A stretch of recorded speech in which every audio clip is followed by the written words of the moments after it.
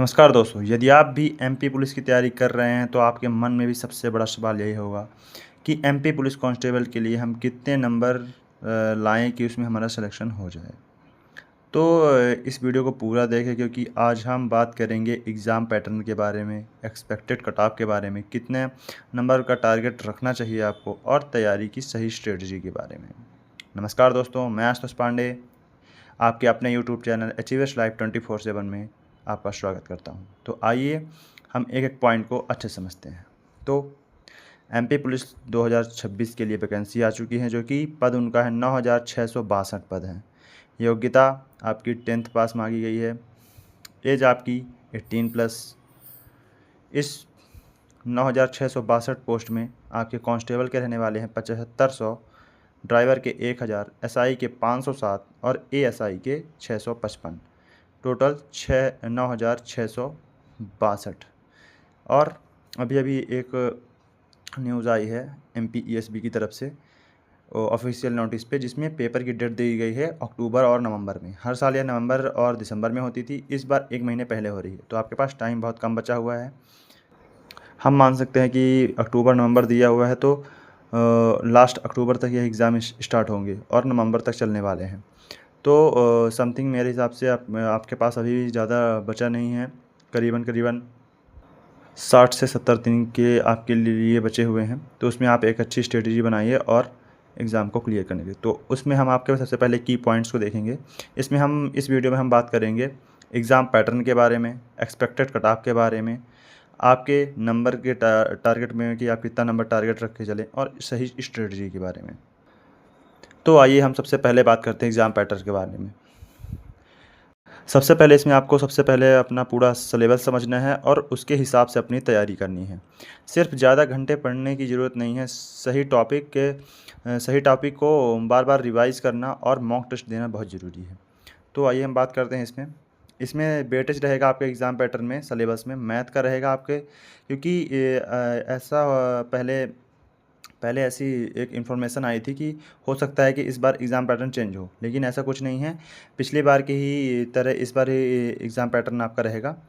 तो सिलेबस कोई बदला हुआ नहीं है। तो मैथ्स में आपके 30 से 35 क्वेश्चन रहेंगे, रीजनिंग के 30 से 35 क्वेश्चन रहेंगे, साइंस में वेटेज आपका 10 से 15 क्वेश्चन का रहेगा, एमपी जीके का 7 से 8 क्वेश्चन का वेटेज रहेगा, स्टैटिक जीके का 3 से 4 क्वेश्चन का वेटेज है, और पॉलिटी का 3 से 4 क्वेश्चन, जियोग्राफी का 2 से 3 क्वेश्चन, हिस्ट्री का 2 से 3, करंट अफेयर का 2 से 3, इकोनॉमिक्स का 2 से 3 और वर्ल्ड जीके का 1 क्वेश्चन के समथिंग।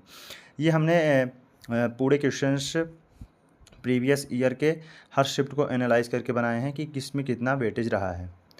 और सबसे पहले इसमें आपको एग्ज़ाम पैटर्न के लिए सबसे पहले अपना सिलेबस कंप्लीट करना है। सिलेबस जब भी आपका कंप्लीट हो जाए उसके बाद अपना प्रैक्टिस करिए, प्रैक्टिस बार बार करिए, फिर उसके बाद रिवाइज़ करते रहिए और फिर मॉक टेस्ट लगाइए, और मॉक टेस्ट में जो गलतियाँ हों उन्हें एनालाइज़ करिए। तभी जाके एक अच्छा आपका आगे चल के आप एक सिलेबस को एक अच्छी तरह से अपने कंप्लीट कर सकते हैं। अब आते हैं सबसे ज़रूरी बात, कितने नंबर लाने चाहिए। यहाँ एक बात का ध्यान रखना बहुत ज़रूरी है कि कट ऑफ हर भर्ती में अलग हो सकती है। यह वैकेंसी, डिफ़िकल्टी, पेपर की डिफ़िकल्टी और कैंडिडेट की परफॉर्मेंस और कैटेगरी जैसे फैक्टर्स पर निर्भर करती है। मेरा सुझाव यही है कि आप कट ऑफ आसपास नहीं बल्कि उससे काफ़ी ऊपर इम्प्रूव करने का टारगेट रखें। तो आइए हम देख लेते हैं कि इसमें आपको कितने नंबर का टारगेट रखना चाहिए। तो यहाँ पे सबसे पहले आपका होता है रिटन एग्ज़ाम, फिर एमपी पुलिस कांस्टेबल, फिर उसके बाद आपका होता है फिजिकल, फिर आपका होता है मेडिकल और लास्ट में होता है डॉक्यूमेंट वेरिफिकेशन। तो इसके हिसाब से पहले हम रिटन की बात करेंगे। तो रिटन में एमपी पुलिस में आपको 75+ चाहिए। यदि आप 75+ लाते हैं तो आपके फिजिकल के लिए क्वालिफाई हैं। और EWS वाले 72 देख सकते हैं, OBC वाले 73+ का टारगेट रखें, SC वाले 68 और ST वाले 62+। और जब भी फिजिकल हो तो फिजिकल में आपको 70 मिनिमम लाने ही लाने हैं। यदि आप 70 लाते हो तब जाके आपकी ये फाइनल कट ऑफ बन पाती है। वैसे इस बार की कट ऑफ UR की 142 पॉइंट कुछ गई थी, लेकिन मैं 2026 की बात कर रहा हूँ, तो आप 145 टारगेट रख के चल सकते हैं। उसी के साथ अगला हमारा है कि मॉक टेस्ट स्ट्रेटजी।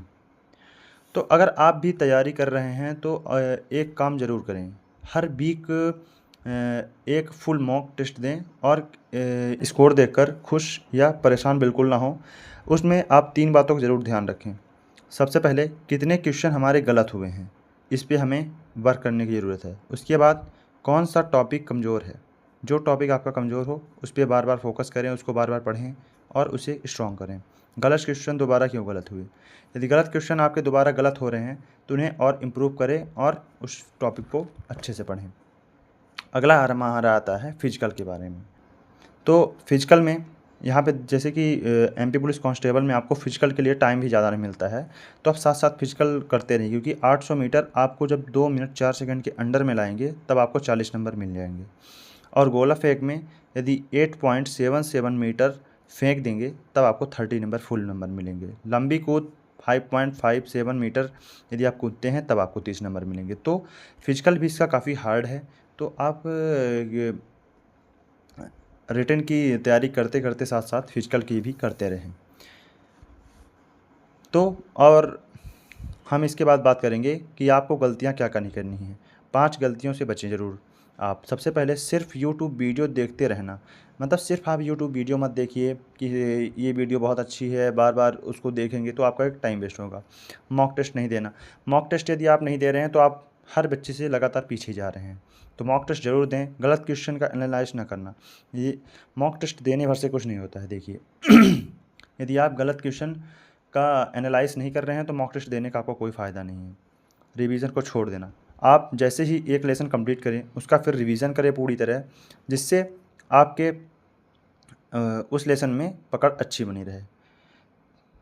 फिजिकल को लास्ट में रखना। यदि फिजिकल को भी आप लास्ट में रखते हैं तो आपको बहुत टाइम मिलता नहीं है एमपी पुलिस रिटन होने के बाद।